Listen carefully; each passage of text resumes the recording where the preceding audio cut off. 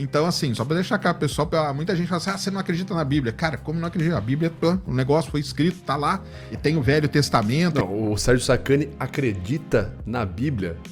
Vamos entender, então, o que o Sérgio Sacani quer dizer quando ele fala que acredita na Bíblia nesse debate aqui. E também se o pastor Tassos conseguiu convencer o Sacani de que Deus existe. Será que o Sacani aceitou os argumentos do Tassos? Ele já disse que acredita na Bíblia. Vamos entender mais sobre esse debate, se Deus existe, entre o pastor Tassos Licurgo e Sérgio Sacani, depois da vinheta. Você mudou aquele modelo inicial. O modelo ele tem essa característica. O modelo ele tem que ser atualizado à medida que novos dados e novas observações cheguem. São descobertas. Por isso que acontece isso que você falou. Mas assim, eu não tô contra isso aí. Não, eu sei. É isso que eu quero dizer. Interessante, né? Os dois estão sorrindo, né? Você já percebe de início que os dois estão com boas intenções, né? O pastor aqui, eu não tô contra, né? Sorrindo, você consegue ver a postura tanto do Sacani. O Sacani tá sempre sorridente. E o pastor também não já se coloca ali com uma boa vontade. Então, não tem dedo na cara, não tem gritaria. Como eu falo, isso aqui, galera, é debate de alto nível, tá? Um tá respeitando o outro, mesmo discordando veementemente do ponto do outro. Eu sou a favor de tudo isso. Eu não estou dizendo que Deus existe com base no que nós não sabemos, não. O que eu quero dizer é que os modelos, para utilizar a mesma linguagem, que a ciência considera como mais bem-sucedidos, e notadamente na questão do universo, que nós estamos falando aqui, né, que é a sua especialidade, apontam para a existência de Deus. Então, veja bem, a sua especialidade, né, que é a geofísica, enfim, a questão da origem do universo, isso aponta para a existência de Deus. Então, o Tassos ele traz ali o estratagema número 5 de Schopenhauer, né? Aquilo que a pessoa está defendendo, na verdade, você pega aquilo que ela está defendendo e joga contra ela. Aquilo que você está trazendo, na verdade, concorda com o meu ponto. Então o Tassos pega o argumento do Sacani e mostra que, na verdade, o argumento do Sacani concorda com o ponto dele. Tem aquele tom de retórcio-argumente, né? Não é um retórcio-argumente, mas tem aquele tom de, olha, tá vendo isso aqui que você tá falando? Então, isso aí que você tá falando concorda comigo. E ele joga de volta na pessoa. Como eu sempre falo, é uma ótima estratégia retórica para gerar convencimento de maneira rápida. Não, eu não tô discordando de você. Sabe isso que você acabou de falar? Então, isso que você acabou de falar concorda com o meu ponto. Por quê? E aí você explica, né? Eu não estou atacando as premissas. O que eu acho que é frágil é a conclusão que é tirada dessas premissas. Não é o fato de nós buscarmos, por meio de modelos como relatividade, Big Bang, ou seja lá o que for, a explicação do mundo que faz com que nós tenhamos uma postura ateísta. O que eu quero demonstrar é que o Big Bang, por exemplo, ou a relatividade, por exemplo, são pressupostos de um argumento teísta. Se quiser, por exemplo, falar do Big Bang... Perfeito. Ele está dizendo que um pressuposto, né, aquilo que é tomado como verdade... Você pode interpretar o Big Bang tanto numa forma material quanto numa forma teísta, acreditando numa uma divindade, né, espiritual, num Theos, né, num Deus. O Big Bang nada mais é do que a rendição da ciência à teologia. Gênesis capítulo 1, verso 1, em hebraico é o livro Bereshit, que é do judeu também, usa no seu primeiro verso o verbo bará. Bará quer dizer criar tudo a partir do nada. Essa era uma tese que na história intelectual não é o que nós não temos, é o que nós temos.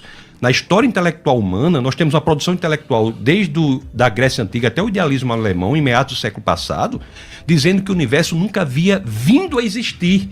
Percebam que o Tassos está explicando a história da ciência em relação a como ela compreende a origem do universo, e percebam como o gestual dele está alinhado com a fala. Isso é muito interessante e torna a explicação mais didática. Então, quando ele fala do passado, olha o passado da história, né? Ele move as mãos mais para longe. Quando ele fala do presente, ele sempre traz para cá. Esse tipo de gestual, além de facilitar a compreensão, ajuda a reforçar a sua mensagem. Então, olha, no passado entendiam que o universo ele era eterno, ele sempre existiu. Hoje, os cientistas modernos entendem que o universo passou a existir. Então, além dele pontuar didaticamente, por meio desses gestos, a gente chama de gestos ilustradores, né? São gestos que complementam a fala, ele reforça a mensagem. Então, quando ele fala aqui e agora, ele reforça como se aquilo fosse presente. Então, quando ele fala também sobre Deus, sobre a criação do universo, ele vai trazer os gestos pro aqui e pro agora, como se fosse algo evidente do aqui e do agora, e não uma ideia retrógrada do passado. Bem interessante essas nuances do gestual do Tassos, que também é muito alinhado com a fala. Mas vamos seguir. Alemão, em meados do século passado, dizendo que o universo nunca havia vindo a existir, nunca havia sido criado, não havia esse modelo. Havia somente uma produção literária que dizia o contrário, que eram os livros de Moisés, que falavam no princípio Deus criou os céus e a terra, que o verbo utilizado é bará. Com o avanço da ciência, com os novos modelos...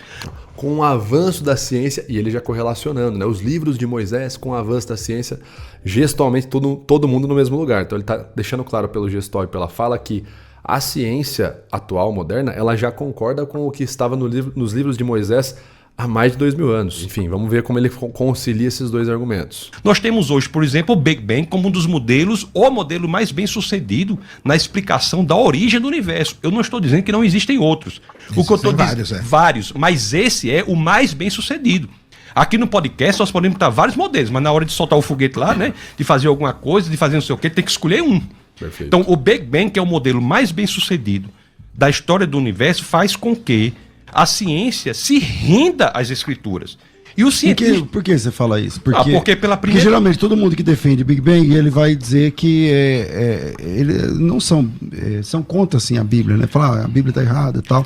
Porque não, mas é que a questão eu acho que é contra, eu acho que no sentido da explicação, né? Porque o que a gente tenta explicar, e tem problemas no Big Bang que a gente não consegue explicar ainda. É muito interessante a humildade do Sacani, né? Calmo, quieto, esperando ali o oponente dele falar.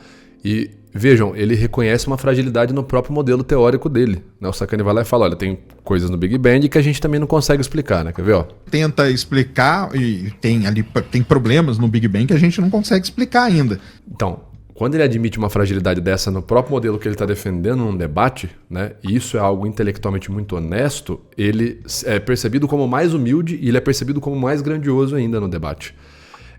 Isso, inclusive, está naquele livro 21 Formas de Obter o Sim, A Arte de Conquistar o Sim, que é do Robert Cialdini, do Muniz e tem um outro autor pesquisador também. Mas quando você admite uma fragilidade... ou admite que você não tem todas as respostas numa discussão, num debate, as pessoas te percebem como ainda mais humano e passam a te respeitar mais. Então, muito interessante essa humildade do Sacani na argumentação. E ele está colocando o contraponto dele. Ele está deixando claro, não é que o cientista discorda da Bíblia, discorda da explicação do fenômeno. E aí ele vai tecer aqui o seu contraponto. Vamos ver. Tenta explicar e tem problemas no Big Bang que a gente não consegue explicar ainda. Mas o lance do Big Bang, né? Por que ele é o modelo mais, vamos dizer assim, é o que tem mais evidências, né? Então você observa a galáxia se afastando, então é onde a teoria da relatividade funciona. Só que você tem que colocar umas coisinhas ali, matéria escura, energia escura. São coisas que a gente não sabe o que é ainda, entendeu? E você tem que colocar elas ali para ir ajustando esse modelo de universo que se encaixa na maior parte das observações. Só que tudo isso chega num limite, entendeu? Então o limite é como que tudo isso começou. E eu acho que é nesse ponto aí que entra, né, a parte da explicação que você está falando, né? Muito bom como o Sacani pontua o que é que ele acredita e pontua inclusive aonde que ele vê espaço para a fala do oponente dele. O Sacani, como eu já falei várias vezes, é intelectualmente muito honesto. Ele poderia simplesmente matar o argumento do cara, falar, eu sei que esse cara tá falando, não tem nada, evidência empírica, material. Mas o Sacani delimita, olha, materialmente a gente tá falando sobre isso, sobre o fenômeno, mas a origem do fenômeno, aí eu acho que tem a margem da interpretação, que é a fala do meu oponente aqui, do pastor e tal. O Sacani é fora de série, né? Já elogiei, sempre elogio, é um cara fora de série. Que bom seria se tivéssemos outros debatedores como o Sérgio Sacani, como o pastor Tassos, em diversas áreas aqui, e não uma galera arrogante, extremamente afetada, como é o caso. Mas percebam que a discussão, pessoal, se você for entrar no cerne da temática da discussão, pela fala do Sacani a gente consegue entender o que é que está em jogo aqui, ó. Que se encaixa na maior parte das observações. Só que tudo... É o que se encaixa na maior parte das observações. O Sacani está falando de observação empírica, tá? Isso chega num limite, entendeu? Então o limite é como que tudo isso começou. E eu acho que é nesse ponto aí que entra, né, a parte da explicação que você está falando, né? Então o debate, pessoal, a gente pode perceber ele também como sendo uma discussão entre o material e o material. Então o Sacani ele vai se voltar para isso. Olha, material, evidência empírica, aquilo que pode ser medido de maneira sensível, nós temos isso aqui e isso aponta para o Big Bang.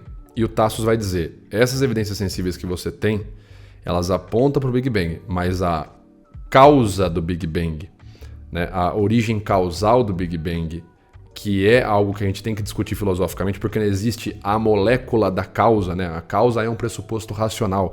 Causa e efeito é um pressuposto inteligível, é um pressuposto racional. Não existe molécula de causa, molécula de efeito. Você verifica você verifica esse modelo de pensamento por meio dos seus efeitos e não pela sua evidência empírica em si, porque não existe molécula da causa, molécula do efeito. Mas o Tassos vai dizer que o Big Bang não explica a causa de si próprio. E a causa de si, do Big Bang, seria uma causa imaterial, já que a matéria passa a existir com o Big Bang. Não teria como existir antes. Então a discussão está entre o material e o imaterial. Na visão do Tassos, o material é correlacionável com a explicação de causa imaterial. E na visão do Saccani, não. E aí vai ter o choque de evidências, né? O choque de discussões. O Saccani vai defender que a matéria, não sabemos como ela veio a existir, mas não seria uma causa pessoal como um Deus. E o Tassos vai dizer que não, a matéria ela surgiu do imaterial, que é Deus. Então, a discussão ela vai para esse caminho. Material versus imaterial. Ou diria que material versus imaterial mais material, que seria o que o Tassos defende. Que é o como iniciou. Então, como que os físicos, os astrofísicos, os Eu falei pra vocês, é a origem, né? A origem foi pura matéria ou foi imatéria mais matéria? É isso. Desculpa ficar parando toda hora, que eu acho importante a gente setar isso no começo do debate pra gente poder seguir o resto. Como iniciar a parte da explicação que você tá falando, né? Que é o como iniciou. Então, como que os físicos, os astrofísicos, os cosmólogos falam que tudo começou? Você tinha ali tudo concentrado numa singularidade que a gente chama, e por flutuações quânticas, aquilo ali começou a chegar num nível crítico e teve uma grande expansão, que é o Big Bang. Então, essa, digamos assim, é a explicação científica para esse lado. A explicação bíblica, qual que é? Aí você fala aí. Pronto, exatamente. Perfeita a sua colocação. O professor disse, o Big Bang é o modelo para o qual há mais evidências. Isso. Então, tudo o que nós falarmos agora é com base no que sabemos, se a premissa for o Big Bang. Não é com base no que nós não sabemos. Então, essa ideia de que Deus vai naquela lacuna em que nós não sabemos, nós já concordamos aqui em colocar de lado. O Tassos ele tá removendo um espantalho de jogo, que é um espantalho muito comum, que usam para criticar pessoas que são teístas, que é, você acredita em Deus porque não tem explicação para outra coisa, e você vai lá e bota um Deus no meio. Que é o espantalho do Deus das lacunas, né? Você só tá colocando Deus aí porque não tem outra coisa para explicar. E aí o Tassos está dizendo, não, a gente não vai usar Deus aqui como remendo, nós vamos colocar Deus apenas se Deus for uma explicação que se relacione com as evidências que nós vamos levantar aqui no debate. Então ele já tirou um espantalho de jogo. Como a gente sempre fala, é importante em debates você remover espantalhos para que se debata o tema em si, as premissas em si, e não uma premissa falaciosa, um espantalho. Vamos apenas com base no que sabemos. Nós já concordamos aqui que o Big Bang é o modelo de mundo para o qual há mais evidências. O que é o Big Bang? É um modelo que tem como pano de fundo filosófico a perspectiva de que o universo teve um início, teve um começo. Então, quando nós dizemos isso, a questão, quem foi o criador, passa a existir.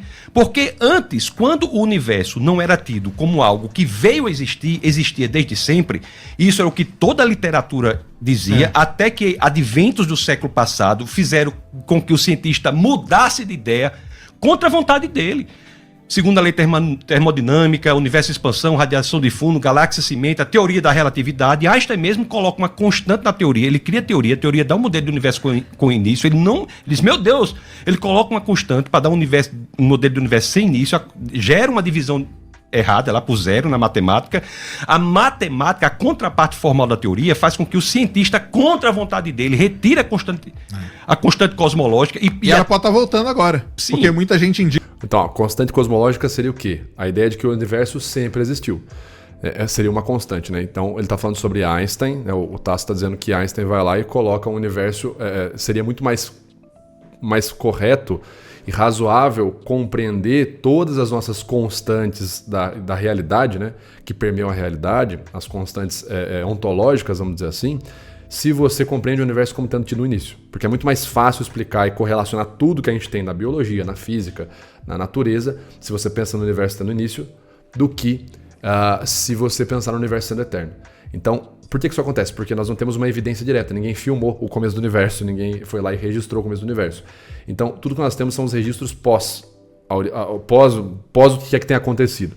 Então, o que o Tasso está dizendo e trazendo a história da ciência, da cosmociência sobre a origem do universo, é que faz muito mais sentido, e ele está usando Einstein como evidência de autoridade, você compreender o universo como tendo tido origem.